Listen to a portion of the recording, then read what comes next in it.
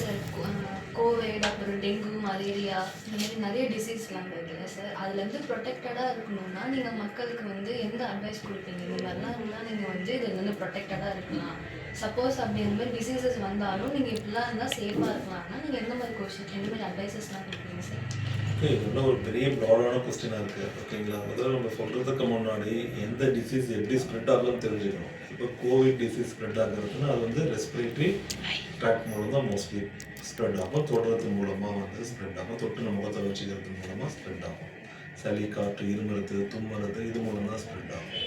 டெங்குன்னு பார்த்துக்கிட்டிங்கன்னா அப்படியே ஆப்போசிட், அது கொசு கடினால் மட்டும்தான் பரவும். டெங்குன்னு தொடுறதுனாலையோ இல்லை காற்றுனாலேயோ அந்த மாதிரி ஒருத்தருக்கு ஒருத்தர் பரவாது. ஒன்லி கொசு கடினால மட்டும்தான் பரவும். ஓகே, இப்போ டைஃபாய்ட் ஜுரம்னு பார்த்துக்கிட்டா சுத்தம் இல்லாத தண்ணி, சுத்தம் இல்லாத சாப்பாடு சாப்பிட்றதுனால தான் ஸ்ப்ரெட் ஆகும். ஒன்றுக்கு ஒன்று இருக்குது.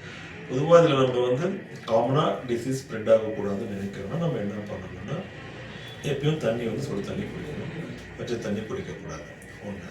ரெண்டாவது சுத்தமான உணவுப் பொருட்கள் மட்டும்தான் சாப்பிடணும். சுட வைத்த உணவுப் பொருட்கள் மட்டும்தான் சாப்பிடணும். சுட வைக்காத உணவுப் பொருட்கள் எதுவுமே நம்ம வந்து எடுத்துக்கக்கூடாது. ஓகே, அப்புறம் கை கால் எப்பயுமே நல்லா சோப் போட்டு கழுவணும். ஓகே, பல நோய்கள் பரவுறதுக்கு முக்கியமான காரணம் கை. சுத்தம் இல்லாத கை தான் பல நோய்கள் பரவுறதுக்கு முக்கியமான காரணம். ஸோ நம்ம கையை சுத்தம் இல்லாத கையை கொண்டு மூக்கில் கொண்டு வர்றது, வாயில் கொண்டு வர்றது இந்த மாதிரி எதுவுமே பண்ணக்கூடாது. முகத்துக்கிட்டே கை கொண்டு வரக்கூடாது. அடிக்கடி ஹேண்ட் வாஷிங் சொன்னீங்களே ஹேண்ட் ஹைஜீன் வெரி இம்பார்ட்டன்ட். அந்த ஹேண்ட் வாஷிங் வந்து அடிக்கடி நம்ம வந்து பண்ணணும். ஓகே, நம்ம இருமும் போதோ தும்மும் போதோ நம்ம வந்து ஒரு கை குட்டையை வச்சு நம்ம முகத்தை மூடிக்கணும். அதனால் நமக்கு இருக்க நோய் மற்றவங்களுக்கு ரொம்ப ஸ்ப்ரெட் ஆகாது. இப்போ நீங்கள் இருமுறீங்கன்னா ஒரு பொதுமக்கள் கூட தேட்டரில் போய் இருமுறீங்க, தேட்டரில் தும்புறீங்க, மாலில் தும்புறீங்க, இடம் நிறைய பேர் இருக்கிறப்ப அந்த காற்று வந்து அவங்கள வந்து சுவாசிக்கும் போது அவங்களுக்கு ஸ்ப்ரெட் ஆகும். ஸோ இருமும் போது தும்மும் போது நம்ம என்ன பண்ணணும், கை நல்லா முகத்தை நல்லா மூடிக்கணும். கர்ச்சிப் கையை கட்டாலும் இப்படி எல்போவில் பண்ணணும். வெளியே வந்து டிரான்ஸ்லேட் பண்ணுற மாதிரி நம்ம வந்து தும்பக்கூடாது, இருக்கக்கூடாது. ஓகேங்களா, அடுத்தது கொசுனால் பரவக்கூடிய நோய்கள் வச்சுக்கலாம். கொசுக்கொடி இல்லாமல் நம்ம பார்க்கணும். ஸோ நம்ம சுற்றுப்புறத்தை வந்து நம்ம வந்து தூய்மையாக வச்சுக்கணும். சுற்றுப்புறத்தில் தண்ணீர் தேங்கக்கூடிய மாதிரி பொருட்கள் எதுவுமே நம்ம வீட்டை சுற்றி நம்ம வச்சுருக்கக்கூடாது. இப்போ இதில் வந்து பார்த்தீங்கன்னா டெங்கு கொசு வர்றதுக்கு முக்கியமான காரணம் ஏடிஸ் ஏஜென்ட்னு சொல்லுவோம். மலேரியா கொசு வர்றதுக்கு அனாஃபிலக்ஸ்னு சொல்லுவோம். இதில் பார்த்தீங்கன்னா டெங்கு கொசு தான் முக்கியமாக இப்போ அதிகமாக எல்லாருமே கேள்விப்படுறது நீங்கள் டெங்கு தான் கேள்விப்படுறீங்க. இந்த டெங்கு பார்த்தீங்கன்னா நல்ல தண்ணீரில் தான் வளரும் கொசு. சாக்கடை தண்ணியிலையோ இல்லைன்னா வந்து இதுலேயோ அந்த டெங்கு கொசு உற்பத்தி ஆகாது. சுத்தமான தண்ணீரில் மட்டும்தான் டெங்கு கொசு வந்து உற்பத்தி ஆகும். அதனால மழை பெஞ்ச உடனே டெங்கு காய்ச்சல் ரொம்ப அதிகமாக வர்றது. ஸோ மழை பெஞ்ச உடனே நம்ம வீட்டை சுற்றி நிற்கக்கூடிய தேங்காய் ஓடு, ஒரு சின்ன ஒரு பாலித்தீன் கவர், ஒரு 5 ml தண்ணி தேங்கினா போதும். நம்ம வீட்டை சுற்றி உரல் வச்சுருப்போம், தண்ணி ஊற்றாமல் வச்சுருப்போம். ஃப்ரிட்ஜு கீழே தான் தண்ணி இருக்கும், அதில் வளரும். இல்லை ஒரு தொட்டி வச்சுருப்பீங்க, மீன் தொட்டி வச்சுருப்பீங்க, யூஸ் பண்ணலாம் வச்சுருப்பீங்க, அதில் தண்ணி தேங்கினா அதில் கொசு வரும். ஸோ நன்னீரில் மட்டும்தான் டெங்கு கொசு வந்து உற்பத்தி ஆகும். அப்போ டெங்கு கொசு வராமல் தவிர்க்கணும்னா வீட்டில் இருக்கக்கூடிய தண்ணி தேங்கக்கூடிய பொருட்கள் எல்லாத்தையுமே நம்ம வந்து கவுத்து போட்டுட்டு நம்ம வந்து க்ளீனாக வந்து வச்சுக்கணும். சார் இந்த மாதிரி டைஃபாய்டு, டெங்கு அந்த மாதிரிலாம் வந்துச்சுன்னா நம்ம எப்படி ப்ரொடெக்டடாக இருக்கணும் சார்? டெங்கு அதான் இப்போ ஒன்றும் வருமுன் காப்பது நல்லது நமக்கு. ஓகே, வருமுன் காப்பது நான் சொன்ன பாயிண்ட்ஸ் எல்லாம் நீங்கள் பார்க்கணும். வந்த பிறகு நீங்கள் மருத்துவர் தான் அப்படி வந்துருச்சுன்னா மருத்துவர் அணுகலாம். அவங்க அதற்கு சரியான பரிசோதனைகள் செஞ்சு அதற்கான சிகிச்சைகள் கொடுப்பாங்க. டாக்டர்ஸோட அட்வைஸை நீங்கள் ஃபாலோ பண்ணணும். நீங்கள் கேட்டது நல்ல கேள்வி, முக்கியமான கேள்வி. இந்த மாதிரி எந்த நோய் வந்தாலும் நீங்கள் தானாக போய் மெடிக்கலில் மாத்திரை வாங்கி சாப்பிடக்கூடாது. உங்களுக்கு எந்த உடல்நல பிரச்சனை ஏற்பட்டாலும் மருத்துவரை அணுகி ட்ரீட்மெண்ட் எடுக்கிறது ரொம்ப ரொம்ப நல்லது. நம்ம ஏரியாவில் இந்த அரியங்குப்பம் ஃபுல்லாக வந்து பிபி, டயபிட்டிஸ் ரொம்ப அதிகமாக இருக்கா சார்? இல்லை அந்த அரியங்குப்பம் பகுதி மட்டும் இல்லை, இந்தியா ஃபுல்லாகவே பிபி, சுகர் எல்லாமே ரொம்ப இப்போ அதிகமாக இருக்குது. சைனாவுக்கு அப்புறம் வேர்ல்டு லெவலில் இந்தியாவில் அது அதிகமாக இருக்குது. ஏன்னா பாப்புலேஷன் வந்து இங்கே ரொம்ப அதிகன்றதுனால இங்கே ரொம்ப அதிகமாக இருக்குது.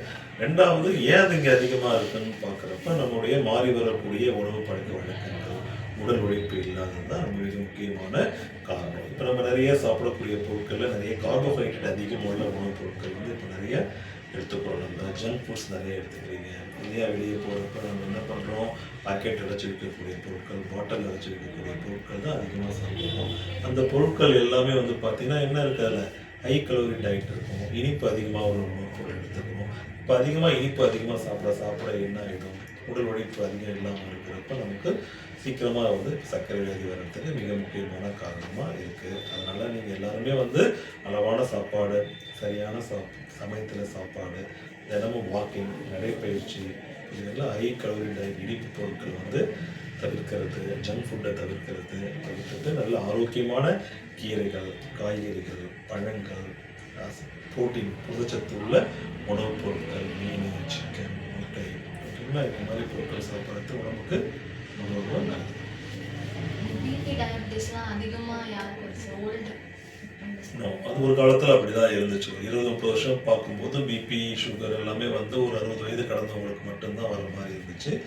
இப்போ வந்து பார்த்தீங்கன்னா நாங்கள் 25, 30, 35 வயது வந்துட்டாலே இப்போ எல்லாருக்கும் பிபி, சுகர் இருக்கிறத வந்து நம்ம வந்து பார்க்குறோம். இதுக்கு ஏற்கனவே நான் சொன்ன காரணங்கள் தான் மிக முக்கியமான காரணம். இளைஞர்கள், இளைஞிகள் உங்கள் கையில் தான் அது வந்து இருக்குது. நீங்கள் நல்ல ஒரு ஆரோக்கியமான உணவு, உடற்பயிற்சி, எக்ஸசைஸ் இதெல்லாம் பண்ணிங்கன்னா தவிர்க்கலாம். மோஸ்ட்டாக பீப்புள்ஸ் வந்து எந்த டிசீஸால் ரொம்ப சஃபர் ஆகி வராங்க சார்? மோஸ்ட் ஆஃப் த பீப்புள் வந்து டிசீஸ் சஃபர் ஆகி வராங்கன்னா ஃபீவர்னால் மட்டும்தான் வராங்க. மோஸ்ட்லி ஏதாவது உடல்நிலை பாதிக்கப்பட்டு ஃபீவர் வந்தால் உடனே வந்துடுறாங்க. மற்ற பிரச்சனைக்கு அவங்க உடல்நிலை யாருமே பெருசாக அக்கறை கொள்வது கிடையாது. இது வந்தாலும் பார்த்துக்கலாம். அவங்களுக்கு தேவை எல்லாருக்கும் ஒரு இமிடியேட் நிவாரணம். இன்றைக்கி ஸ்கூல் போக முடியலன்னா ஹாஸ்பிட்டல் வருவாங்க, இன்றைக்கி வேலைக்கு போக முடியலன்னா உடனே சரியாக்கிக்க வருவாங்க. தவிர யாரும் ஒரு ரெகுலர் ட்ரீட்மெண்ட் இந்த மாதிரி ஒரு நாட்பட்ட நோய்கள் சொல்லுங்க. இதெல்லாம் chronic disease, diabetes, hypertension, heart disease, asthma, thyroid, இதெல்லாம் நாட்பட்ட நோய்கள் சொல்லலாம். க்ரானிக் டிசீஸ்ன்னு சொல்லலாம். இந்த க்ரானிக் டிசீசஸ் பொறுத்த வரைக்கும் யாரும் பெருசாக ட்ரீட் எடுக்க வர்றது கிடையாது. ஒரு இமிடியேட் ரெஸ்பான்ஸ் மட்டும்தான் வராங்க. அது கூட பார்த்தீங்கன்னா பக்கத்து மெடிக்கலில் மாத்திரை வாங்கி போட்டு ஊசி போட்டு பார்த்துட்டு சரியாகலாம் 3வது நாள் 4வது நாள் பிரச்சனைகள் அதிகமானதுக்கு பிறகு தான் இப்போதைக்கு மருத்துவர் நாடக்கூடிய தன்மை இப்போது மக்களிடையே அதிகமாக. சின்ன பசங்களாம் இருக்காங்க சார், கிட்ஸ்லாம் இருக்காங்க, அவங்களாம் வந்து மோஸ்ட்டாக எந்த டிசீஸ் அந்த ஜுரம் அதிகமாக பரவுது? பொதுவாக கிட்ஸுக்கள் வந்து பார்க்குறப்ப அவங்களுக்கு ரெஸ்பிரேட்டரி டிசீஸ் தான், சுவாச மண்டலத்தை தாக்கக்கூடிய கிருமிகள் தான் ரொம்ப அதிகமாக வரும். ஏன்னா அவங்களுக்கு காற்று தான் நிறைய மாசுபட்டிருக்கு. காற்று மூலமாக பரவக்கூடிய வியாதிகள் நோய்க்கு தான் அவங்களுக்கு ரொம்ப அதிகமாகும். கிட்ஸ் பொறுத்த வரைக்கும் சுவாச மண்டலம், அடுத்து வயிற்று சம்மந்தப்பட்ட பிரச்சனைகள் மோஸ்ட்டாக அது வந்து ஹெல்த் இஷ்யூஸால் வந்து சின்ன பசங்க அதிகமாக வராங்களா, இல்லை வயசானவங்க அதிகமாக வராங்களா, இல்லை அடல்ட்ஸ்லாம் வராங்களா சார்?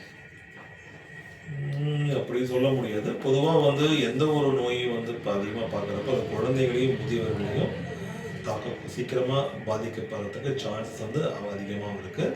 வந்துட்டால் பிரச்சனைகள் அவங்களுக்கு அதிகமாக வர்றதுக்கும் சான்ஸ் நிறையா இருக்குது. ஸோ அதனால் எந்த நோய் வந்துட்டாலும் முதியவர்கள், குழந்தைகள், கர்ப்பிணி பெண்கள் இவங்க மோர் வல்னரபிள் டிசீஸ். ஓகே, அந்த 3 பேருக்கும் பிரச்சனைகள் உடனே முத்தி போகிறதுக்கான சான்ஸ் வந்து ரொம்ப அதிகமாக இருக்கும். ஸோ அது முக்கியமாக அவங்க வரையும் நம்ம பார்த்துக்கணும். அடல்ட்ஸ் எல்லாருக்குமே ஈக்குவலாகவே டிசீஸ் வரும். ரிஸ்க் வந்து யாருக்குன்னு பார்த்தீங்கன்னா குழந்தைகளுக்கும், முதியவர்கள், கர்ப்பிணி பெண்களுக்கு ரிஸ்க்.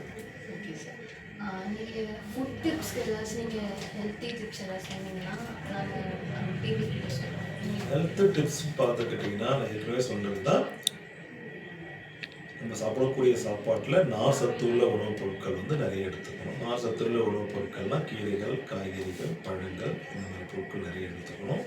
முழு தானியங்கள் நிறைய எடுத்துக்கணும். இந்த பாலிஸ்டர் டயட்டில் இருக்கிற முழு தானியங்களாக நிறைய எடுத்துக்கணும். சிறுதானியங்கள் உள்ள உணவுப் பொருட்கள், வரகு, சாமை, திணை, இந்த மாதிரி பொருட்கள் நிறைய எடுத்துக்கணும்.